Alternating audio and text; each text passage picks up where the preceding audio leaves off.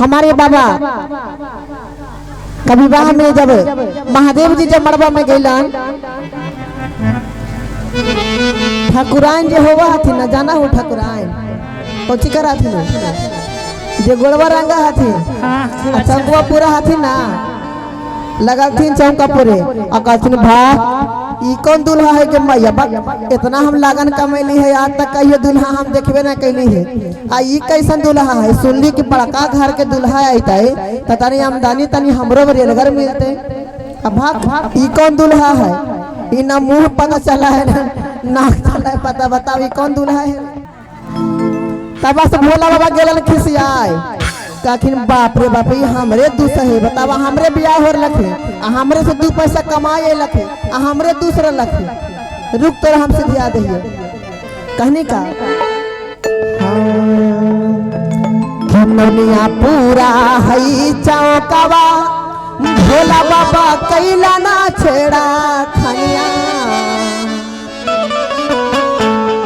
खिमनिया पूरा हई चौकवा भोला बाबा कैला ना छेड़ा खनिया आका कैला तने सुने के बा हंसी हना दीदी हंसे लमाना हो खिमनिया पूरा हई चौकवा अरे भोला बाबा कैला ना छेड़ा खनिया हर बेलन बिछावा लाटा काई आहिरे बाप रे बा कहनी का खिलौनिया पूरा हई चौकवा भोला बाबा कैला न छेड़ा खनिया खिलौनिया पूरा हई चौकवा भोला बाबा कैला न छेड़ा खनिया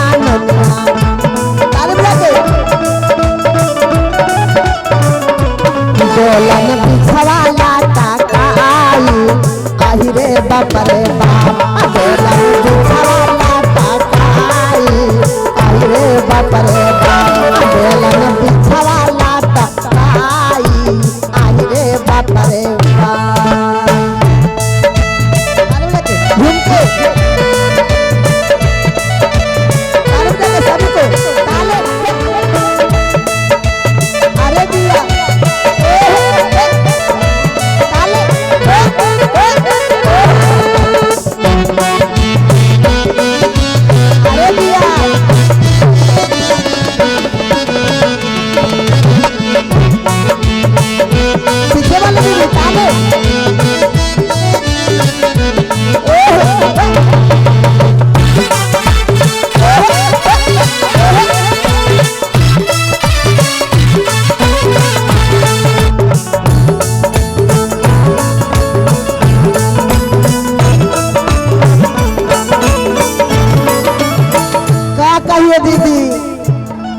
बतिया कहलो न जाहो कहल भी ना रहलो न जाहो आहिर दादा रे दादा कि ऐसा दुल्हा ना देखनी ई उमरिया में बतावा जब भोला बाबा छेड़खानी के के रुक तर हम बतावा ये हमरा बेइज्जती के नहीं है और अब बिछवे लटका देला आ कहनी का बिछवा चढ़े पोरे पोर ननिया भागे चारो रे बिछवा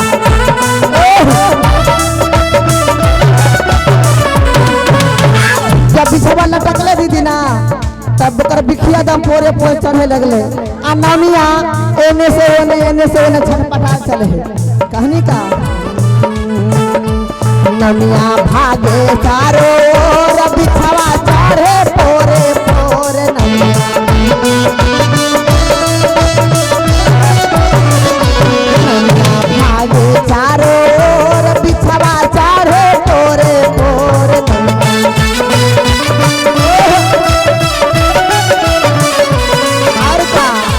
या बतारा दियो ना सहा है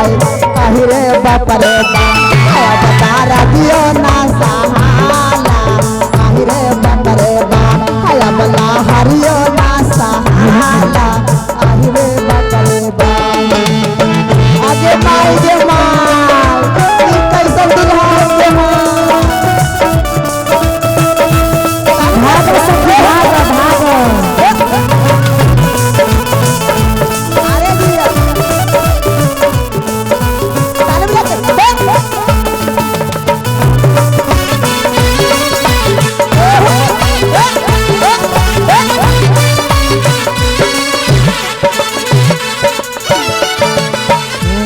नोनिया नोनिया पूरा हई चाव कवा भोला बाबा कैला ने छेड़ा खनिया नोनिया पूरा हई चाव कवा भोला बाबा कैला ने छेड़ा खनिया नोनिया पूरा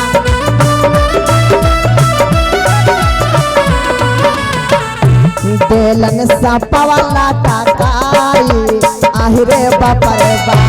बेलन सपवाला टाकाई आहिरे बापा रे बा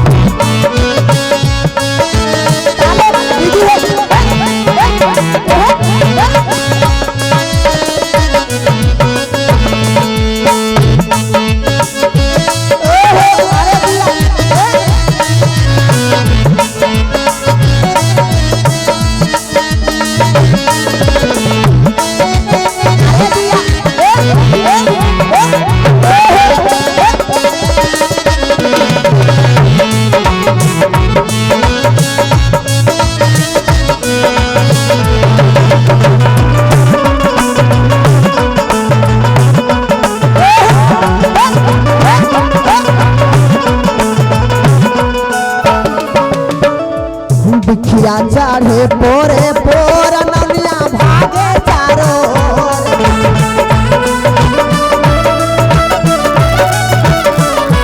बिखिया चढ़े पोरे पोर ननिया भागे चारो आही रे दादा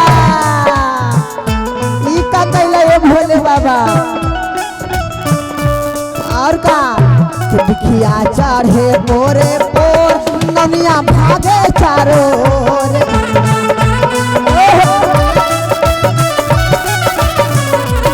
बता दियो ना सहाला आहिरे बापा रे बा बता हरियो ना सहाला आहिरे बापा रे बा बता हरियो ना सहाला आहिरे बापा रे बा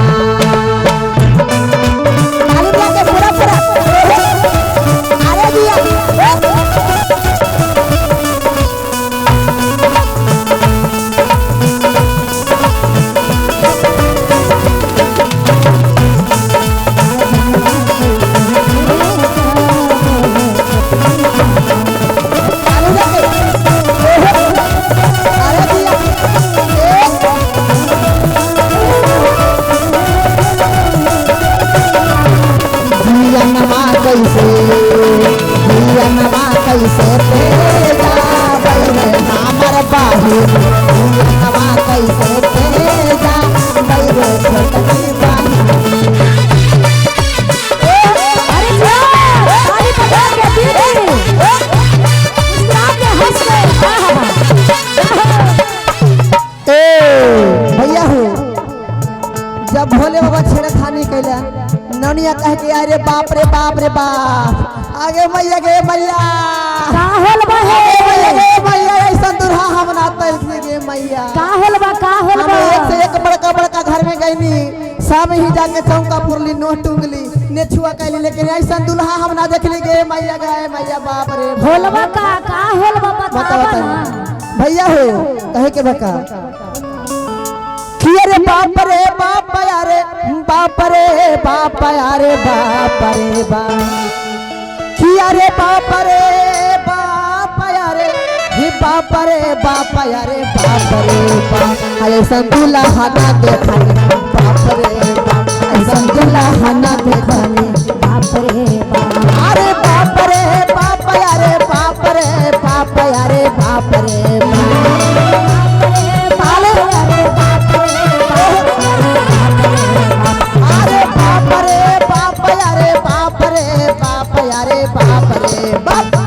दुल्हा ना देखली बाप रे बाप ऐसा दुल्हा ना देखली बाप रे बाप अरे गलवा में शोभे नागरे बाप अरे बाप रे अरे गलवा के नगवा मारेला फुफुकार अरे बाप रे बोली सच्चे दरबार की बोलिए बाबा भूतनाथ की कि आगे मैया गे मैया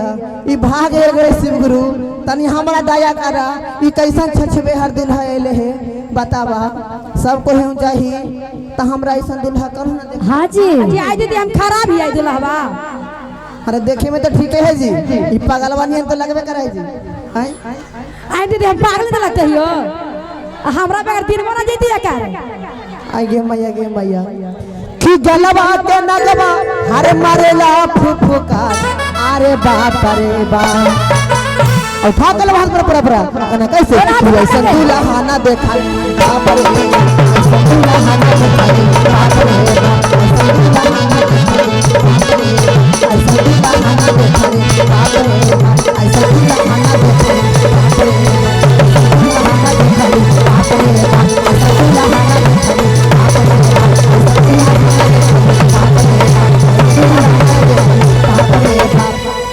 ऐसन दुल्हा ना देखनी बाप रे बाप। तनी दया करा, अगर जिंदगी बचते ना तो हम डेरे घर में चौका पूर ले खा ले। ऐसा दुल्हा हम चौका ना पूरा ही, हम ये विवाह ना कमाही, हम दूसरा ही कमाम, लेकिन तोरा ही ना कमाम तो ना कमाम हम चलानी। बोले शंकर भगवान ने की। अरे वैसा दुल्हा हथिन कि 3 लोग के मालिक हथिन, समझल हो।